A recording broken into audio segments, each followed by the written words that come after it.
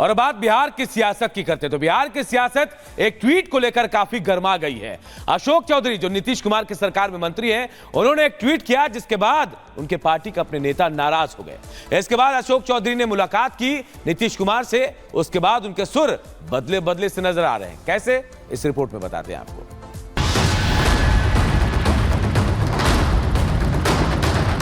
बिहार की सियासत इन दिनों एक ट्वीट को लेकर गर्म है।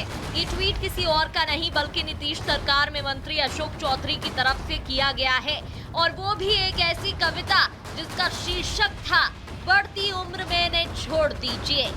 फिर क्या था, पाटलिपुत्र के सियासी गलियारों में बवाल मच गया। जेडीयू नेता के इस ट्वीट पर पार्टी में हलचल मच गई और सीएम नीतीश की पार्टी का एक गुट नाराज हो गया। इसके बाद जो हुआ वो और भी ज्यादा दिलचस्प है। नीतीश के मंत्री के ट्वीट पर बवाल, अशोक चौधरी की कविता पर नेता नाराज। नीतीश सरकार में मंत्री अशोक चौधरी के ट्वीट पर जेडीयू में कलह देखने को मिली। ट्वीट की गई कविता को सीएम नीतीश कुमार के खिलाफ समझा गया, जिसके बाद पार्टी के मुख्य प्रवक्ता नीरज कुमार ने अशोक चौधरी पर निशाना साधा। नीतीश कुमार जी की साख पर कैसे कोई सवाल खड़ा कर देंगे, ये तो असंभव है। और पहचान जनता दल यूनाइटेड ही नहीं, बिहार की जनता की पहचान है नीतीश कुमार जी। नीतीश कुमार जी का विकास गांव गांव में बोलता है, इसलिए नीतीश कुमार जी के व्यक्तित्व पर कोई सवाल खड़ा होगा तो छद्म भाषा का नहीं, सीधे भाषा का इस्तेमाल जो लोग करेंगे, सीधा जवाब सुनने को भी तैयार रहेंगे। इस बीच मंगलवार को अशोक चौधरी सीएम आवास पर पहुंचे। जानकारी के मुताबिक सीएम नीतीश ने उन्हें तलब किया था, जिसके बाद दोनों नेताओं के बीच करीब 1.5 घंटे मुलाकात चली। सीएम आवास पर मुलाकात के बाद जब अशोक चौधरी मीडिया से मुखातिब हुए तो सीएम नीतीश की जमकर तारीफ की। उन्होंने सीएम नीतीश को मानस पिता बताया। इतना ही नहीं, अशोक चौधरी ने ये भी कहा कि सीएम नीतीश ने उन्हें इतनी इज्जत दी है कि उनके खिलाफ जाने का सवाल ही नहीं। ये तो हर लोगों की अपनी अपनी समझदारी है। कोई लोग देखता है गिलास को आधा भरा हुआ, कोई लोग देखता है गिलास को आधा खाली। जिसको हम मानस पिता मानते हैं उसके ऊपर हम तंज कैसे कर सकते हैं? जो मेरा नेता है, जिसके लिए हम दिन भर काम करते हैं, अब तो सोचने वाली की सोच है, जिसकी जिसकी सोच होगी वैसे ही लोग समझेगा। वहीं अपने ट्वीट को लेकर अशोक चौधरी ने सफाई भी दी। उन्होंने कहा कि उन्हें किसी ने ये भेजा था जो उन्हें बहुत अच्छा लगा, लिहाजा उन्होंने ट्वीट कर दी। ट्वीट पॉलिटिकल नहीं थी, जिस पर कोई विवाद नहीं है। साथ ही उन्होंने ये भी साफ कर दिया कि पार्टी से कोई नाराजगी नहीं है। ये तो जनरल है। आजकल के बच्चे जो है माँ बाप का बातें नहीं सुनते हैं, तो उनके लिए था। तो जनरल है, किसी मित्र ने हमें भेजा था, हमें लगा कि अच्छा है तो हमने डाल दिया। कोई ऐसा कोई नथिंग पॉलिटिकल, जो जस्ट पर्सनल। काहे की नाराजगी रहेगी? नेता प्यार करते ही हैं, हम नेता को प्यार करते हैं। इसके अलावा और हमको बाकी से क्या मतलब है? बाकी से क्या मतलब है? पूरे मेरे राजनीतिक जीवन में जितना सम्मान नीतीश कुमार ने हमें दिया है, जितना प्यार, पूरे इससे बड़ी बात हमारे लिए और क्या हो सकती है? बिहार में एक ट्वीट से सियासत गर्मा गई। पार्टी नेताओं के बीच जुबानी वार पलटवार देखने को मिला। हालांकि सीएम नीतीश से मुलाकात के बाद मामला शांत होता दिख रहा है। Bureau report, Republic Bharat. Voting से पहले राजौरी में सुरक्षा व्यवस्था के कड़े इंतजाम। राजौरी प्रशासन ने कालाकोट सुंदरबनी विधानसभा क्षेत्र में वाहनों की चेकिंग और तलाशी अभियान चलाया। आज हरियाणा दौरे पर रहेंगे प्रधानमंत्री नरेंद्र मोदी। गोहाना में चुनावी रैली को करेंगे संबोधित। 22 विधानसभाओं के कार्यकर्ता और प्रत्याशी होंगे इसमें शामिल। हरियाणा चुनाव को लेकर पीएम मोदी का पोस्ट। हरियाणा की जनता बीजेपी के साथ, जनता बीजेपी को पूर्ण बहुमत से जिताएगी। हरियाणा के सीएम नायब सिंह सैनी ने कांग्रेस पर साधा निशाना। बोले कांग्रेस भ्रष्टाचार के अलावा और कुछ नहीं करती। इस विधानसभा के चुनाव में आदरणीय प्रधानमंत्री जी के आने से एक बड़ा जोश उत्साह रहेगा।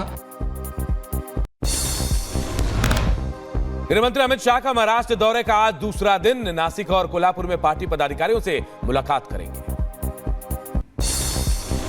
प्रधानमंत्री मोदी के अमेरिका दौरे पर बोले सीएम योगी आदित्यनाथ। कहा सिलिकॉन डिप्लोमेसी का दिखा अद्भुत उदाहरण। भारत में एमएसएमई सेक्टर को भी मिलेगी मजबूती। केंद्रीय मंत्री शिवराज सिंह चौहान ने झारखंड की हेमंत सरकार पर लगाया आरोप। जेएमएम को पेपर लीक मोर्चा बताया, कहा कांस्टेबल की वर्दी की जगह बच्चे कफन ओढ़ कर आए। 5 साल जो वादा खिलाफी की है वो एक मुद्दा है। कांस्टेबल की वर्दी पहन के बेटा आएगा, मैं ये सपने संजो के बैठी थी, कांस्टेबल की वर्दी नहीं मिली, कफन ओढ़ के आए बच्चे। उधर बीजेपी सांसद सीपी जोशी ने लोकसभा अध्यक्ष ओम बिरला को लिखा खत। राहुल गांधी का पासपोर्ट रद्द करने की उठाई मांग, राहुल गांधी के आचरण पर उठाए सवाल भी।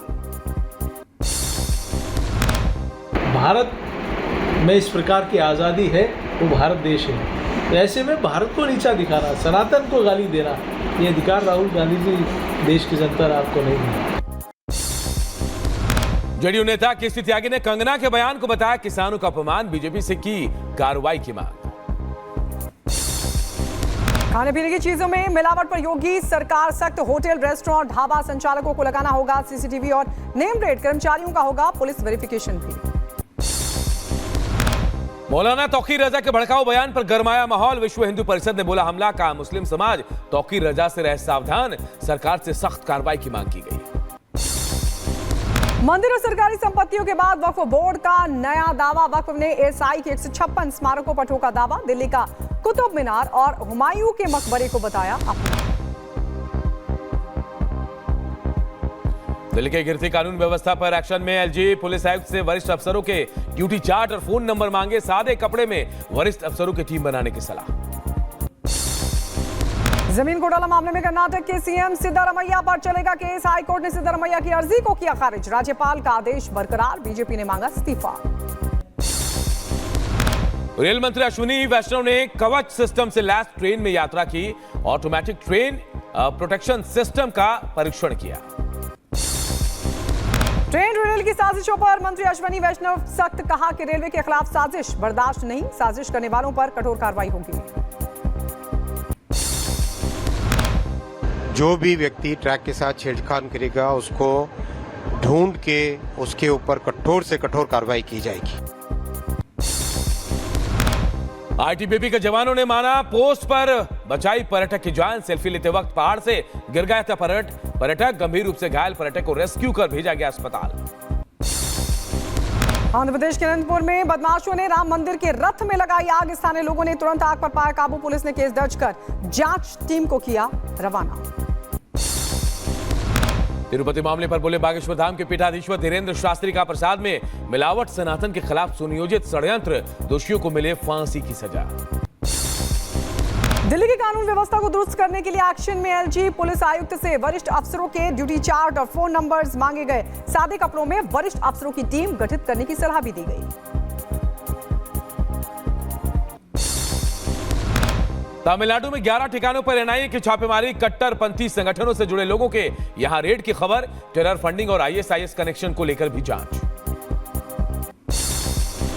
सोनभद्र में पावर प्लांट परिसर में मगरमच्छ की चहलकदमी देख मचा हड़कंप, 7 फीट लंबा मगरमच्छ घूमता दिखाई दिया, सूचना के बाद मौके पर वन विभाग और सीआईएसएफ की टीम पहुंची, मगरमच्छ का किया गया रेस्क्यू।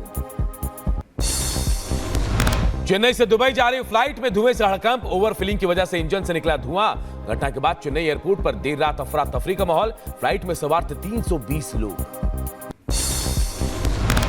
जम्मू कश्मीर के रियासी में चुनावी ड्यूटी पर जा रहे पुलिसकर्मियों का वाहन खाई में गिरा, हादसे में 2 लोगों की मौत की खबर, 1 जख्मी हुआ।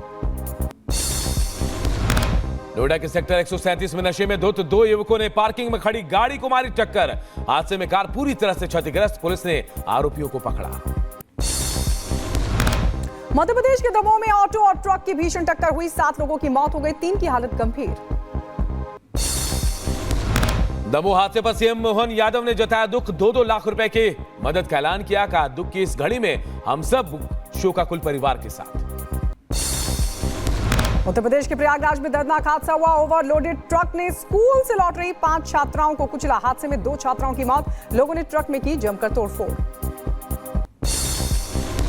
यूपी के मिर्जापुर में एक स्कूल में पेंगोलिन जानवर मिलने से हड़कंप मचा, वन विभाग की टीम ने कड़ी मशक्कत के बाद पेंगोलिन का रेस्क्यू किया। उत्तर प्रदेश के आजमगढ़ में पुलिस और गो तस्करों के बीच हुई मुठभेड़, एक बदमाश के पैर में लगी गोली, पुलिस ने 2 बदमाशों को किया गिरफ्तार, पशु तस्करों के पास से तमंचा, कारतूस भी और साथ ही बाइक भी बरामद। यूपी के बागपत में थूक लगाकर रोटी बनाने का वीडियो वायरल है। टिटरी कस्बे में चिकन कॉर्नर ढाबे पर